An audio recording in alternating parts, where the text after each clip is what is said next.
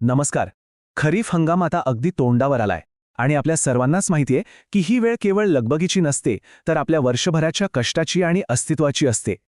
आजचा हा विषय फक्त एक माहितीचा भाग नाही, तर आगामी खरीप हंगामात बोगस बियाणांच्या मोठ्या धोक्यापासून शेतीचं रक्षण करण्यासाठी तयार केलेलं एक अत्यंत महत्त्वाचं सर्व्हायव्हल गाईड आहे. या हंगामात झालेली एक छोटीशी चूकसुद्धा खूप महागात पडू शकते. त्यामुळे आज आपण या अत्यंत गंभीर आणि महत्त्वाच्या विषयाच्या मुळाशी जाणार आहोत. चला तर मग वेळ न घालवता थेट मुद्द्यावर येऊया. आज आपण 4 मुख्य टप्पे पाहणार आहोत. पहिला, खरीप हंगामातील नेमका धोका. दुसरा, सुरक्षित खरेदीचे नियम. तिसरा, पुरावे सुरक्षित ठेवणे आणि त्यांची चाचणी. आणि चौथा, गरज पडल्यास अधिकृत तक्रार कशी दाखल करायची. पहिला विभाग, खरीप हंगामातील धोका, प्रचंड लगबग आणि उच्च जोखीम. बघा, सध्याची वेळ घाई गडबडीची असते हे आपण जाणतोच. पण बियाणे खरेदी करताना घाईघाईत घेतलेला एक चुकीचा निर्णय संपूर्ण कृषी हंगामाची अक्षरशः राख रांगोळी करू शकतो. बाजारात सध्या बोगस आणि निकृष्ट बियाणांचा सुळसुळाट असण्याची दाट शक्यता असते. आपला एक चुकीचा निर्णय आणि महिनेनमहिने गाळलेला घाम आणि लाखो रुपये एका झटक्यात मातीत जाऊ शकतात.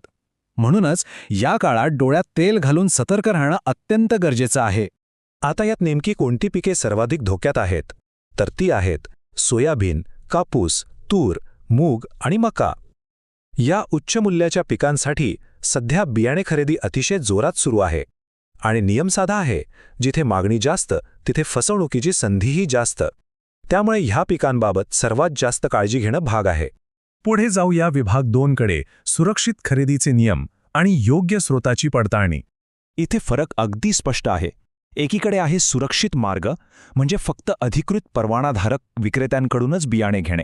आणि दुसरीकडे आहे रेड झोन किंवा धोक्याचा इशारा. तो म्हणजे कोणत्याही अनोळखी व्यक्तीकडून किंवा थेट गावागावात गाड्या घेऊन येणाऱ्या फिरत्या विक्रेत्यांकडून खरेदी करणे. फिरत्या वाहनांमधून मिळणारं बियाणं कदाचित स्वस्त वाटेल, पण तो मोह पूर्णपणे टाळायलाच हवा. परवानाधारक दुकाने जी सुरक्षिततेची खात्री देतात, ती हे फिरते विक्रेते अजिबात देऊ शकत नाहीत.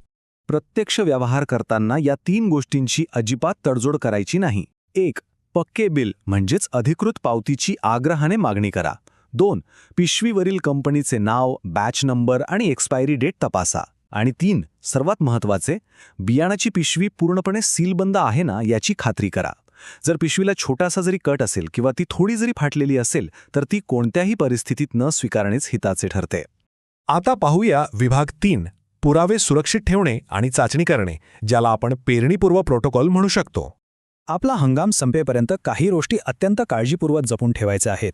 बियाणांची रिकामी पिशवी, त्यावरचे टॅग आणि खरेदीची अधिकृत पावती. पेरणी झाली की आपण साधारणपणे रिकाम्या पिशव्या फेकून देतो, बरोबर? पण हीच सवय आता मोडायला हवी. हा कचरा नाहीये, तर हे अत्यंत महत्त्वाचे पुरावे आहेत. जोपर्यंत पीक हातात येत नाही तोपर्यंत हे पुरावे सुरक्षित ठेवलेच पाहिजेत. जर बियाणं उगवलंच नाही तर याच पुराव्यांच्या आधारावर आपल्याला न्याय मिळू शकतो.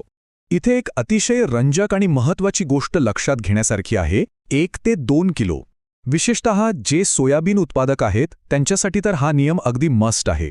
भविष्यात काही तक्रार करायची वेळ आलीच किंवा चाचणी करायची असेल, तर पेरणीपूर्वीच बियाणाचा थोडा नमुना म्हणजे साधारण 1 ते 2 किलो बियाणे बाजूला काढून सुरक्षित ठेवून द्या.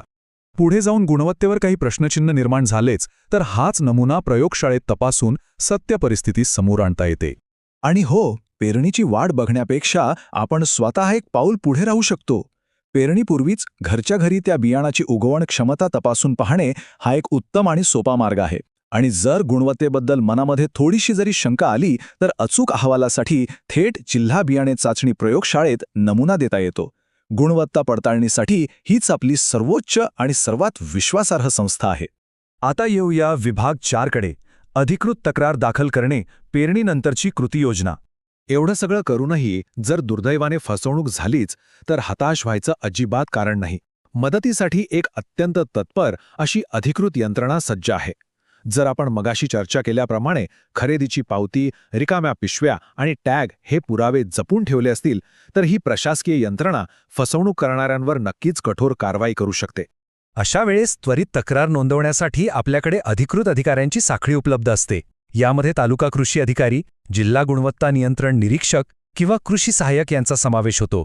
या अधिकाऱ्यांकडे फसव्या विक्रेत्यांवर कारवाई करण्याचे आणि कृषी क्षेत्राचे रक्षण करण्याचे पूर्ण कायदेशीर अधिकार आहेत. त्यामुळे कोणतीही भीती न बाळगता आपण यांच्याशी थेट संपर्क साधू शकतो. तर फसवणुकीविरुद्ध लढा देण्याची अचूक पद्धत काय आहे? ती 3 पायऱ्यांची आहे. पहिली पायरी, आपण जपून ठेवलेली पावती आणि बियाण्याची पिशवी बाहेर काढा. दुसरी पायरी, शेतातील नुकसानीचे किंवा जे बियाणे उगवलेच नाही त्याचे स्पष्ट फोटो काढा.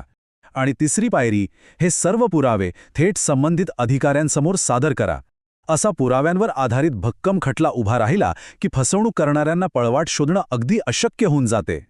या माहितीपूर्ण प्रवासाच्या शेवटी एका अत्यंत प्रेरणादायी आणि आदराने परिपूर्ण अशा घोषणेने आपण समारोप करूया.